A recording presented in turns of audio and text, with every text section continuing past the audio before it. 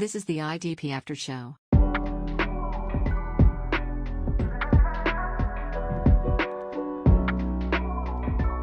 My number one is Quay Walker. I think he just takes the jump.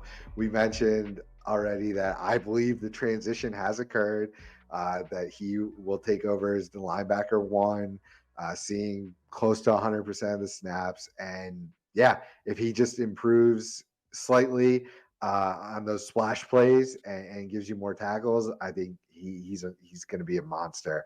Some people are concerned they saw him got kicked out of that game against the Lions. To me, that just shows passion. It's a mix of passion and just young and dumb.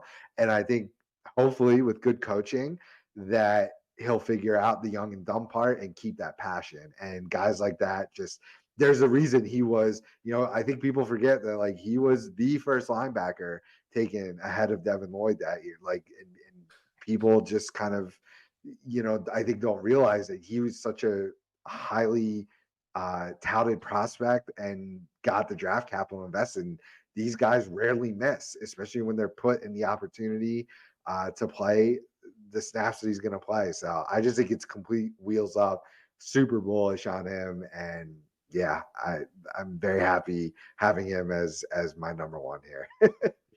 Got it. I love your confidence in him. It's good to hear. I'm slightly less confident in him, hence why I had him a little further up my list. But yeah, things like that ejection, I've heard other people talk about that as well when we're talking about fantasy, and that doesn't even, like you, that doesn't even come into play for me in the same way as I don't care less about Aaron Donald smashing his helmet into the floor and other guys too.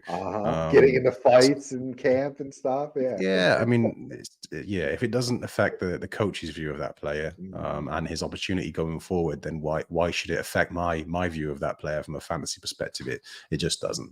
So yeah, I like your selection of Walker there. I'm slightly less confident that the transition's already occurred. I'll be happier when I see just one game of it. Yeah. Even if that means Campbell playing like 90% and Walker playing 100, and those splits are, kind of what I expect to see, even when it does unfold as to who's the 1A and 1B almost. So yeah, I do like Walker. So my one is Rashan Gary. Okay.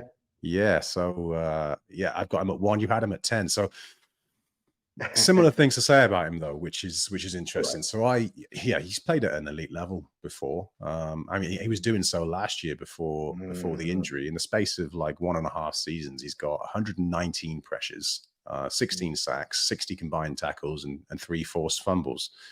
His pressure rate last year was up there. In fact, better than the likes of Micah Parsons and Nick Bosa. And that wasn't over like a short period. That was half a season. Right. So his talent and recent history of production are undeniable.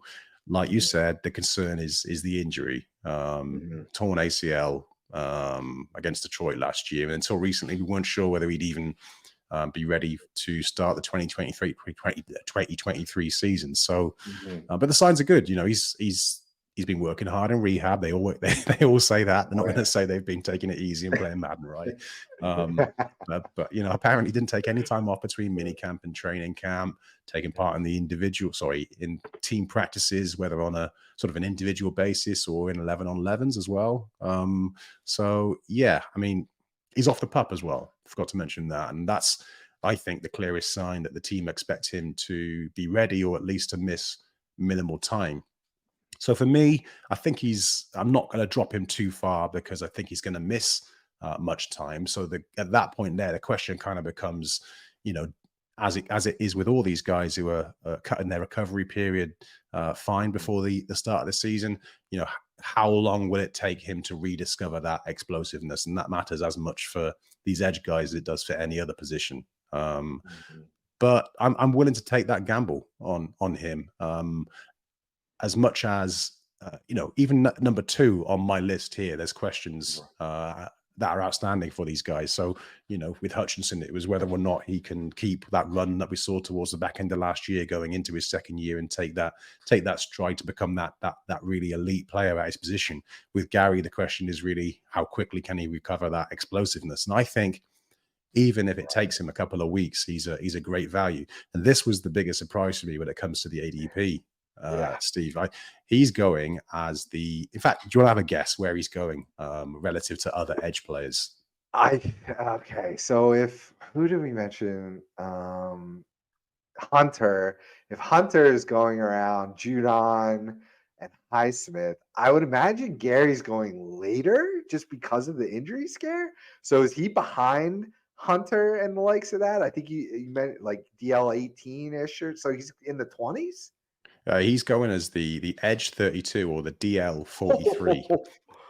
So that's to a list of guys taken ahead of him. Zaven Collins is ahead of him. Travon Walker is ahead of him. I strongly think Gary could be one of the biggest values at his position.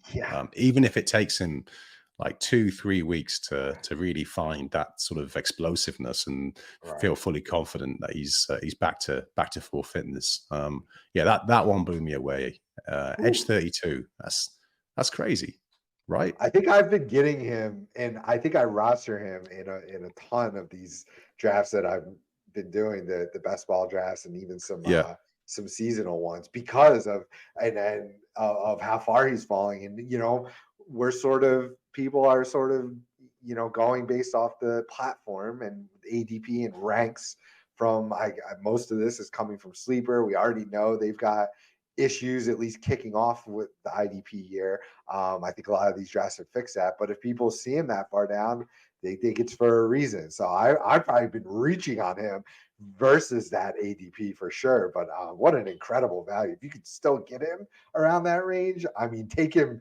3-4 rounds earlier just to make sure you get him. Yeah, I mean, people are taking him as their edge 3. There's nobody in that same range, I think, that offers the upside of someone like Gary. Close. Even if he takes weeks to get back, that's massive value for me. What I expected to find is, and we kind of chart where these guys are going in each draft as it happens, rather than just an overall against. So what I was expecting to see was in the most recent drafts, he was being taken a lot higher as he's starting to show some signs of progress in that return from the injury. But I think in something like 6 out of the last 9 most recent drafts, his ADP is still in the 80s, still where it was months ago. So I'm snatching him up wherever I can. It's crazy value. This was the IDP After Show.